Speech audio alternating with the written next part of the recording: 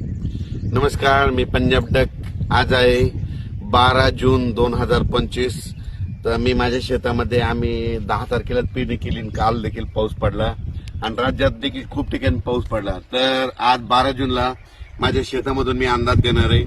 राज्यातल्या सर्व शेतकऱ्याला सांगू इच्छितो की राज्यामध्ये आजपासून म्हणजे 12 जूनला म्हणजे आज दक्षिण महाराष्ट्राकडे खूप पाऊस पडणार आहे. म्हणजे सांगायचं झालं तर लातूर जिल्हा, परभणी जिल्हा, नांदेड जिल्हा, बीड जिल्हा, धाराशिव जिल्हा, सातारा, सांगली, सोलापूर, कोल्हापूर, नगर जिल्हा, नाशिक, त्याच्यानंतर संभाजीनगर, जालना, बीड या भागामध्ये आज म्हणजे खूप पाऊस पडणार आहे.